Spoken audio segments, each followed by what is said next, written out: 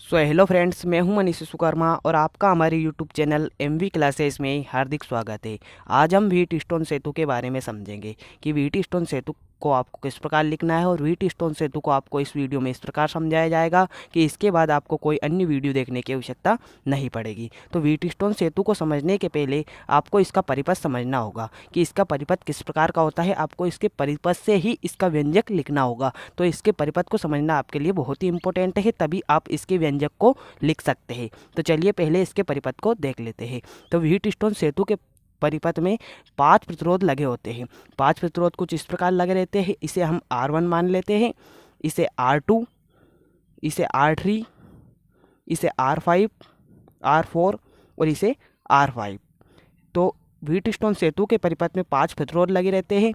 एक बैटरी लगी रहती है जो कि V वोल्टेज की होती है, वह एक कुंजी लगी होती है। और पांचों प्रतिरोध कुछ इस प्रकार से लगे होते हैं कि पांचों प्रतिरोध कुछ इस प्रकार से लगे होते हैं जो एक चतुर्भुज की रचना करते हैं, जिसके एक भुजा को हमने ए माना, C B D, A B C D. आप यहाँ पर सी लिख लीजिए, सी, और यहाँ पर बी मान लीजिए, A B C D, A B C D मान लीजिए आप। तो यहाँ से हम V वोल्टेज की बैटरी लगी होती है जिसमें से I धारा प्रवाहित करती है। जब हम कुंजी को चालू कर देते हैं तो वो जो बैटरी है उसमें से I धारा प्रवाहित होने लगती है। तो इसमें I धारा प्रवाहित होने लगती है। यह I धारा इस A बिंदु पर पहुंच जाती है। जो यह I धारा है यह इस A बिंदु पर पहुंच जाती है। A बिंदु पर पहुंचने के पश्चात यह 2 भागों में व्यक्त हो जाती है। जो बैटरी से I धारा है यह A बिंदु पर पहुंचने के पश्चात 2 भागों में व्यक्त हो जाती है। तो इन 2 भागों में कुछ इस प्रकार बांटना है आपको।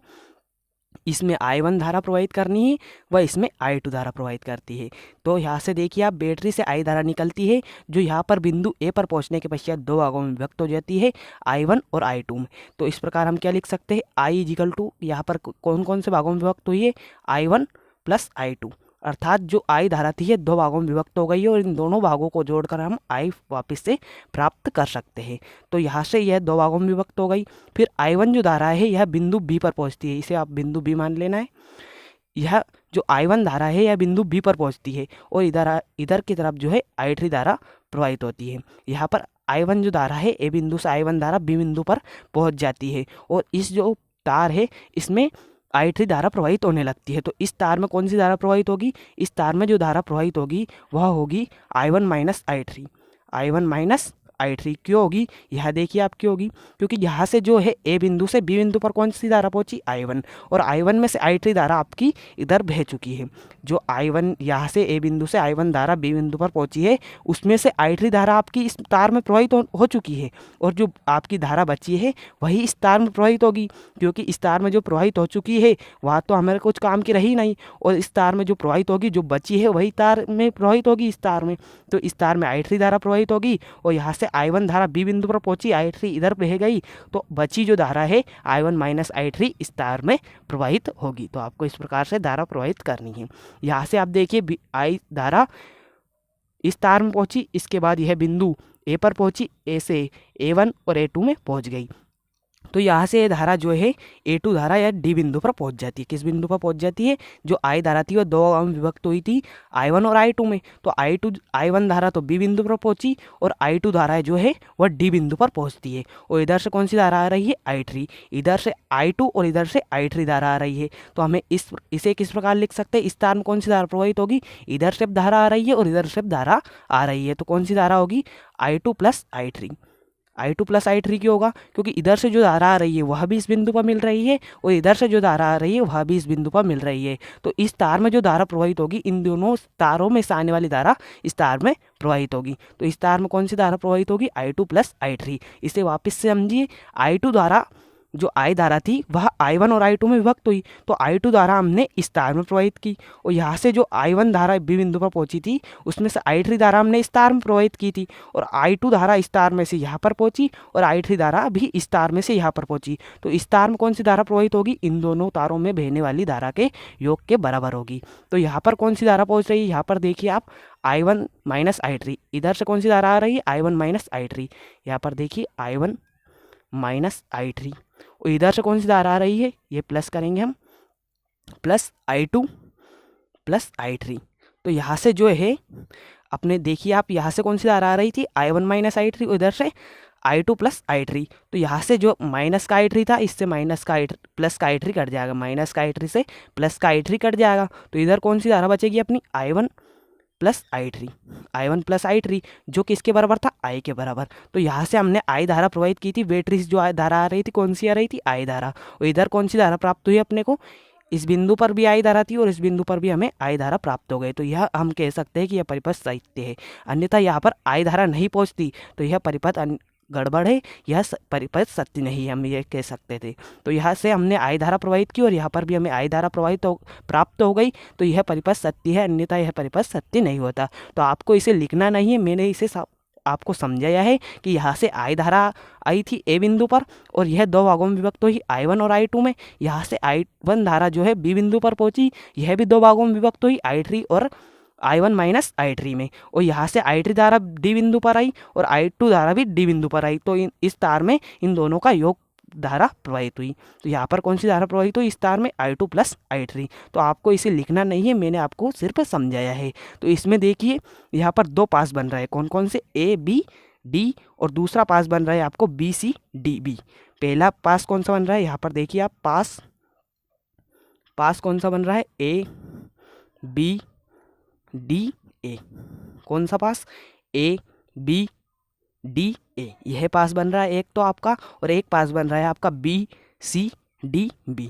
दूसरा पास देखिए आप इसे लिख लेना है, इन्हीं पासों के आप पर ही चलेंगे और आपको यहाँ व्हीटस्टोन सेतु का नियम प्राप्त हो जाएगा। कि व्हीटस्टोन सेतु का नियम क्या होता है, उसका गणितीय व्यंजक हम यहाँ पर देखेंगे। तो दूसरा पास कौन सा था, B C D B। तो B C D B में, पास A B D में, D A में, और पास B C D B में, D B में। तो पास A B D D A में आप इस प्रकार चलेंगे, इस पर देखिए, इसमें हम कुछ इस प्रकार चलेंगे और इस पास में भी हम इस प्रकार चलेंगे। और धारा की दिशा में चलते हैं तो माइनस चिन्ह लगता है, और धारा की विपरीत दिशा में चलते हैं तो हमें प्लस का चिन्ह लगाना है। धारा की दिशा में चलेंगे तो माइनस का चिन्ह, और धारा की विपरीत दिशा में चलेंगे तो आपको प्लस का चिन्ह लगाना है। तो आपको किस प्रकार लिखना है, देखिए यहाँ पर यहाँ से हम चलेंगे, A बिंदु से चलेंगे B बिंदु पर, B से D पर, और फिर D से A पर। तो यहाँ से हम चलना प्रारंभ करते हैं A बिंदु से। तो यहाँ पर कौन सी धारा प्रवाहित हो रही, धारा इंटू प्रतिरोध करना है आपको, धारा इंटू प्रतिरोध। तो कौन सी धारा प्रवाहित हो रही, I1। इस तार में कौन सी धारा प्रवाहित हो रही है, यहाँ पर देखिए इस तार में आपकी I1 धारा प्रवाहित हो रही है, और जो प्रतिरोध है वो क्या है, R1। तो धारा इंटू प्रतिरोध करना है, और अगर आप धारा की दिशा में चल रहे हैं तो आपको माइनस का चिन्ह लगाना है, और धारा की विपरीत दिशा में चल रहे हैं तो आपको प्लस का चिन्ह लगाना है। तो हम धारा की दिशा में चल रहे हैं तो आपको यहाँ से हम धारा किस प्रकार बह रही है, इस दिशा में A से B की ओर बह रही है, और हम भी कहाँ से चल रहे हैं, A से B की ओर। तो आपको माइनस का चिन्ह लगाना है। और यहाँ से हम फिर B बिंदु पर पहुँच चुके हैं, B बिंदु के पश्चात हम D बिंदु पर चलेंगे। तो B बिंदु से D बिंदु की ओर ही धारा बह रही है, और हम भी B बिंदु से D बिंदु की ओर ही जा रहे हैं। तो यहाँ पर हमें माइनस का चिन्ह लगाना होगा, क्योंकि हम धारा की दिशा में जा रहे हैं तो माइनस का चिन्ह लगता है। तो यहाँ से हम धारा इंटू प्रतिरोध करेंगे। धारा कौन सी प्रवाहित हो रही है, I3 धारा यहाँ पर प्रवाहित हो रही है। प्रतिरोध कौन सा है, R5 प्रतिरोध है। फिर D बिंदु पर पहुँच चुके हैं हम, और यहाँ पर धारा की दिशा में चल रहे हैं तो माइनस का चिन्ह लगा दिया हमने, और धारा इंटू प्रतिरोध कर दिया। फिर D बिंदु पर पहुँच चुके हैं हम, D बिंदु के पश्चात हमें A बिंदु पर जाना है, D बिंदु से A बिंदु पर। तो धारा किस दिशा में बह रही है, A से D में, लेकिन हम जा किधर रहे, D से A में, तो धारा के विपरीत दिशा में जा रहे हैं। तो यहाँ पर आपको प्लस का चिन्ह लगाना है। तो D से A तक जाते हैं, और धारा कौन सी बह रही है, I2 धारा यहाँ पर बह रही है, और प्रतिरोध कौन सा है, R2। और इन सब के बराबर में आपका 0 होता है। यह किस नियम के अनुसार होता है, तो किरचॉफ का द्वितीय नियम होता है कि धारा इंटू प्रतिरोध बराबर उसका जो कुल विद्युत वाहक बल होता है उसके बराबर होता है। तो यहाँ पर कोई विद्युत वाहक बल तो है ही नहीं, किसी बंद परिपथ में उपस्थित कुल प्रतिरोध एवं किसी बंद परिपथ में प्रवाहित होने वाले विभिन्न भागों में प्रवाहित होने वाली धारा तथा संगत प्रतिरोधों का गुणनफल उस बंद परिपथ में उपस्थित कुल विद्युत वाहक बल के योग के बराबर होता है। तो यह नियम होता है। तो यहाँ पर कोई विद्युत वाहक बल तो है ही नहीं, तो उसके स्थान पर आपको 0 रखना है। और धारा इंटू प्रतिरोध कर अगर आप धारा की दिशा में चलते हैं तो माइनस का चिन्ह लगाना है, और धारा की विपरीत दिशा में चलते हैं तो आपको प्लस का चिन्ह लगाना है। वैसे ही आपको इस बंद पास में चलना है, B से C पर, और C से D पर, फिर D से B पर। तो पहले बी से सी पर चलेंगे। आप धारा की दिशा में चल रहे हैं, आप धारा किस दिशा में बह रही है, बी से सी की ओर। आप भी किस दिशा में जा रहे हैं, बी से सी की ओर। तो आपको माइनस का चिन्ह लगाना है और यहाँ पर कौन सी धारा प्रवाहित हो रही है, I1 माइनस I3 धारा प्रवाहित हो रही है। I1 माइनस I3 लिख लेना है। और प्रतिरोध कौन सा है, R3। प्रतिरोध कौन सा है, R3। तो यहाँ से हम B से C पर चले तो यह हमें प्राप्त हुआ। फिर हम सी से डी पर चलते हैं, सी से डी पर चलते हो, धारा किस दिशा में प्रवाहित हो रही, इस दिशा में प्रवाहित हो रही है। यहाँ पर देखिए इस दिशा में, यहाँ से धारा आएगी और इधर से धारा आएगी, वो धारा इस दिशा में प्रवाहित होगी। धारा इस दिशा में प्रवाहित हो रही है लेकिन हम इस दिशा में जा रहे हैं। किस दिशा में जा रहा है, इस दिशा में। सी से डी की ओर जा रही है लेकिन धारा किस दिशा में जा रही है, डी से सी की ओर। तो यहाँ पर आपका विपरीत दिशा में जा रहे हैं, तो यहाँ पर प्लस का चिन्ह लगेगा। और धारा कौन सी प्रवाहित हो रही है, I2 plus I3। I2 plus I3 धारा प्रवाहित हो रही है। प्रतिरोध कौन सा है, R4। तो R4 आपको इंटू में कर देना है, धारा इंटू प्रतिरोध करते चलना है। यहाँ पर धारा किस दिशा में बह रही है, बी से डी की ओर। बी से डी की ओर धारा प्रवाहित हो रही है लेकिन हम जा किधर रहे, डी से बी की ओर। तो यहाँ पर आपको प्लस का चिन्ह लगा लेना है क्योंकि धारा की विपरीत दिशा में जा रहे हैं। तो यहाँ पर धारा कौन सी प्रवाहित हो रही है, I3। और प्रतिरोध कौन सा है, R5। यहाँ पर देखिए धारा कौन सी प्रवाहित हो रही है, I3 धारा इस दिशा में प्रवाहित हो रही है लेकिन हम डी से बी की ओर जा रहे हैं तो प्लस का चिन्ह लगाना है। और प्रतिरोध कौन सा है, R5। तो आपको धारा इंटू प्रतिरोध करते चलना है। फिर यहाँ पर देखिए आपको यह मानना है, माना, इसके बाद आपको मानना है, माना कि I3 है जो यह तार है इसमें धारा प्रवाहित नहीं हो रही है, I3 में धारा प्रवाहित नहीं हो रही है। आपको मान लेना है कि I3 में धारा प्रवाहित नहीं हो रही है। तो इसके बाद आपका व्यंजक आसानी से प्राप्त हो जाएगा। तो यहाँ पर आपको मान लेना है, दोनों में आपको माना है आपने, माना I3 इजिकल टू 0 कि I3 में धारा प्रवाहित नहीं हो रही है, अर्थात I3 इजिकल टू 0 है। इस तार में प्रवाहित धारा प्रवाहित नहीं हो रही है, अर्थात I3 इजिकल टू 0। तो आपको I3 जहाँ पर भी है इन दोनों समीकरणों में आपको I3 के स्थान पर 0 लिख देना है।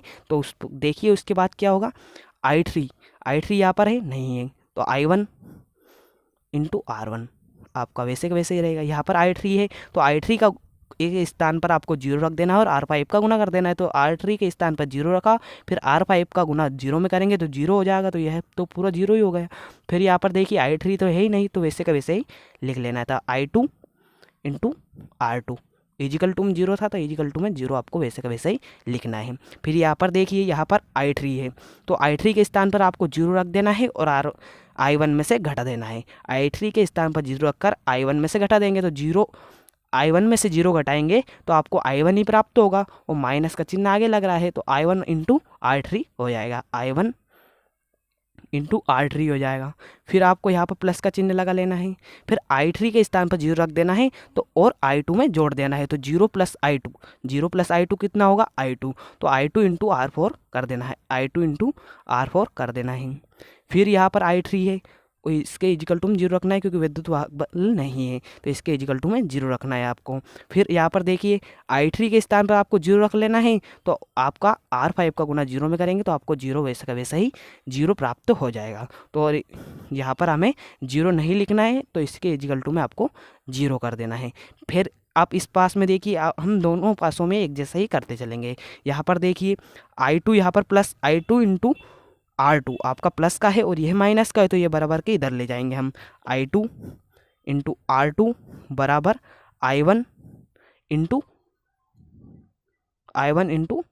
R1 आपका ये हो जाएगा। यह इधर ले गए तो बराबर के इधर जाकर I1 इंटू R1 आपका प्लस का हो जाएगा। इधर माइनस का था तो इधर जाकर आपका प्लस का हो जाएगा। वैसे का वैसे ही इधर करेंगे हम। यहाँ पर भी I1 इंटू R3 आपका माइनस का है तो इधर जाकर आपका प्लस का हो जाएगा। तो I2 इंटू R4 इधर का वैसे ही रखना है और इधर जाकर आपका यह प्लस का हो जाएगा। I1 इंटू R3 आपका इधर जाकर प्लस का हो जाएगा। फिर आपको वैसे का वैसे ही जैसा नीचे किया है वैसे ऊपर किया है वैसे ही नीचे कर लेना है। फिर इसके बाद देखिए आपका इधर ले आना है, इसे किधर लाना है, इस प्रकार रखना है आपको। I2 को इधर का वैसे ही रखना है, I2 को आपको वैसे का वैसे रखना है और इधर से I1 को इधर ले आना है। तो I1 को इधर लाएंगे, यहाँ पर गुने में था I1 जो है R1 के गुने में है तो इधर जाकर कहीं होगा भाग में जाएगा।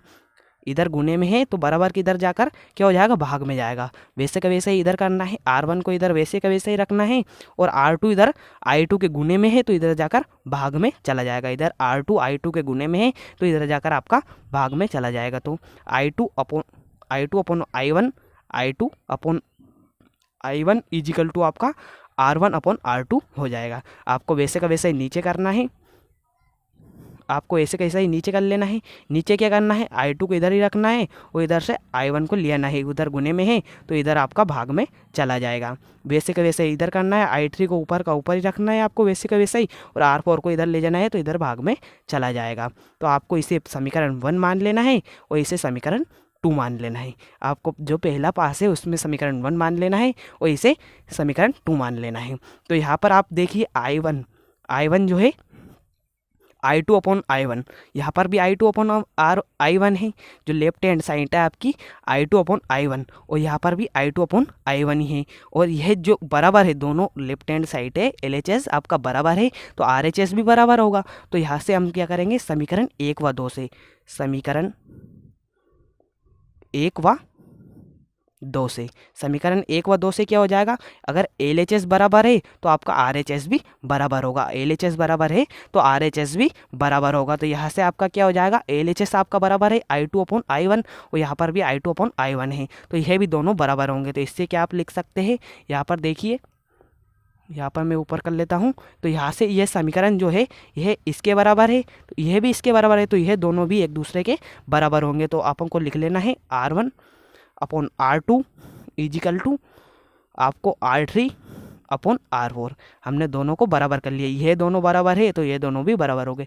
अगर LHS बराबर है तो RHS भी बराबर होंगे, और यही आपका व्हीटस्टोन सेतु का नियम होता है। व्हीटस्टोन सेतु का नियम क्या होता है, R1/R2 इजिकल टू R3/R4। तो आप चित्र में समझिए क्या होता है, व्हीटस्टोन सेतु का नियम होता है, आपको व्हीटस्टोन सेतु का परिपथ याद है तो इसकी सहायता से जो नियम है अपन ने अभी व्युत्पन्न किया, तो इसमें समझिए क्या होता है, R1/R2, अर्थात इस प्रतिरोध, जो इस तार का प्रतिरोध है वह इस तार के प्रतिरोध के अनुपात इस तार का प्रतिरोध और इस तार का प्रतिरोध का अनुपात इस तार के प्रतिरोध और इस तार के प्रतिरोध का अनुपात के बराबर होता है। यही व्हीटस्टोन सेतु का नियम है। इस तार के प्रतिरोध तथा इस तार के प्रतिरोध का अनुपात इस तार के प्रतिरोध तथा इस तार का प्रतिरोध का अनुपात बराबर होता है, यही व्हीटस्टोन सेतु का नियम है। तो इसकी सहायता से हम क्या ज्ञात कर सकते हैं, अगर आपको यह I3 = 0 मानना है, तो अगर I3 = 0 है तो इन दोनों, जो इस तार का प्रतिरोध है वह इस तार और इस तार के प्रतिरोध का अनुपात इस तार के प्रतिरोध तथा इस तार के प्रतिरोध के अनुपात के बराबर होता है।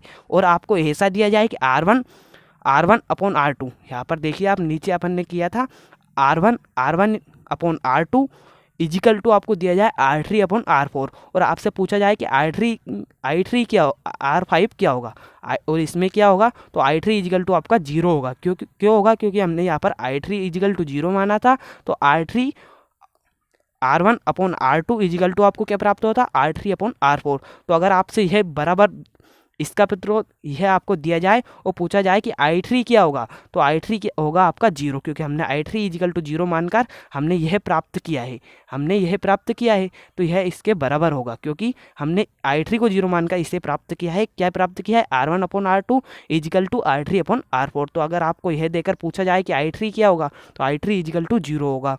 और यहाँ से अगर आपको दे दिया जाए, जैसे कि आपको यहाँ से दे दिया जाए कि I1 का मान दे दिया जाए और I2 का मान दे दिया जाए और R4 का मान दे दिया जाए, तो आपसे I3 का मान पूछा जा सकता है। तो आपको I3 का मान इस जो ये हमने प्राप्त किया है इसमें रखकर आप प्राप्त कर सकते हैं। ये जो हमने प्राप्त किया है अभी समीकरण, व्हीटस्टोन सेतु की सहायता से हम किसी भी अज्ञात प्रतिरोध का मान भी ज्ञात कर सकते हैं। अगर R1 का मान दिया जाए, R2 का मान दिया जाए और R3 का मान दिया जाए तो R4 का मान ज्ञात कर सकते हैं। R4 का मान दिया जाए, R2 का मान दिया जाए और R1 का मान दिया जाए तो अपन R3 का मान ज्ञात कर सकते हैं। और यही व्हीटस्टोन सेतु का नियम है। तो इस प्रकार आपसे पूछा जाए कि व्हीटस्टोन सेतु का गणितीय रूप लिखिए या व्हीटस्टोन सेतु का परिपथ बनाइए या व्हीटस्टोन सेतु को आपको धारा किस प्रकार से प्रवाहित होती है, वह आपको इस वीडियो में बता दिया गया है। तो आपका यह वीडियो यहीं पर समाप्त होता है, क्योंकि व्हीटस्टोन सेतु का गणितीय रूप यहीं पर समाप्त होता है। अगली वीडियो में मिलते हैं किसी अन्य टॉपिक पर। तो वीडियो को लाइक एवं चैनल को सब्सक्राइब करना ना भूलें, और ऐसे ही इंटरेस्टिंग वीडियो को देखने के लिए आप बेल आइकन कॉल पर सिलेक्ट करें, जिससे हम जो भी वीडियो अपलोड करें आप तक पहुँचे सबसे पहले।